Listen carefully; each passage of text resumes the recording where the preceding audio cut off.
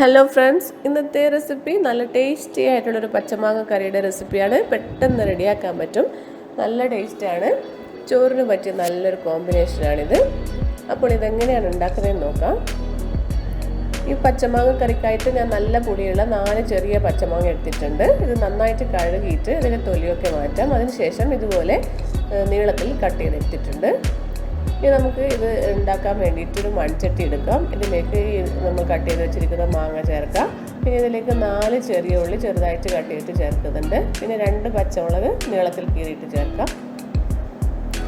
ഇതിലേക്ക് ആവശ്യത്തിനുള്ള വെള്ളം ചേർക്കാം. 1 കപ്പ് വെള്ളമാണ് ചേർക്കുന്നത്. പിന്നെ നമുക്ക് പൊടികൾ ചേർത്ത് കൊടുക്കാം. 1/4 ടീസ്പൂൺ മഞ്ഞൾപ്പൊടി ചേർക്കുന്നുണ്ട്. പിന്നെ മുളക് പൊടി 1/2 ടീസ്പൂൺ എടുത്തിട്ടുണ്ട്. ആവശ്യത്തിനുള്ള ഉപ്പും ചേർക്കാം. ഇതെല്ലാം ചേർത്തതിന് ശേഷം നന്നായിട്ടൊന്ന് മിക്സ് ചെയ്യാം. ഇനി ഇത് നമുക്ക് അടച്ചു വെച്ചിട്ട് വേവിച്ചെടുക്കാം. ഒരു 15 മിനിറ്റ് എടുക്കും ഇത് വേവാൻ വേണ്ടിയിട്ട്.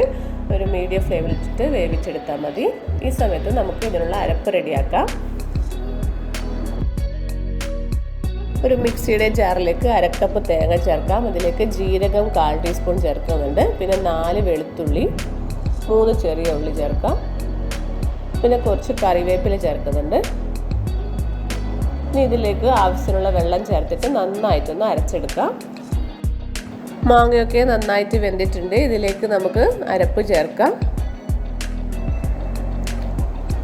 മിക്സിയുടെ ജാറിൽ കുറച്ച് വെള്ളം ചേർത്തതിന് ശേഷം അതും ഇതിലേക്ക് ചേർത്ത് കൊടുക്കാം. എന്നിട്ടെല്ലാം നന്നായിട്ടൊന്ന് മിക്സ് ചെയ്യാം. ഇതിലേക്ക് ഉപ്പ് ആവശ്യമുണ്ടെങ്കിൽ ഇപ്പോൾ ചേർത്ത് കൊടുക്കാം. ഞാൻ കുറച്ച് ഉപ്പ് ചേർക്കുന്നുണ്ട്. ഉപ്പ് ചേർത്തതിന് ശേഷം നന്നായിട്ടൊന്ന് മിക്സ് ചെയ്യാം. ഇനി ഇത് അടച്ചു വെച്ചിട്ട് ഒരു 10 മിനിറ്റ് വേവിച്ചെടുക്കാം. മീഡിയം ഫ്ലെയിമിലിട്ട് വേവിച്ചാൽ മതി.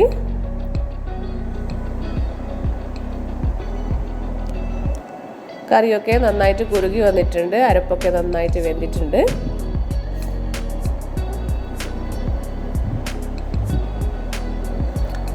കറി റെഡി ആയിട്ടില്ലേ? ഇനി നമുക്കിതിലേക്ക് താളിച്ചൊഴിക്കണം.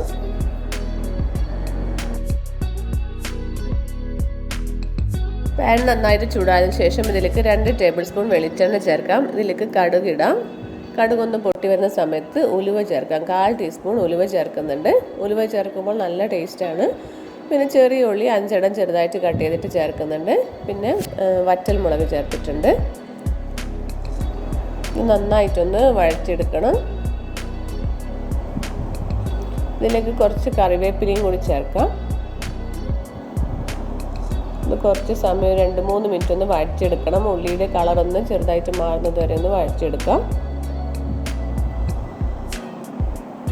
ഇതിനി നമ്മൾ റെഡിയാക്കി വെച്ചിരിക്കുന്ന കറിയിലേക്ക് ചേർക്കാം.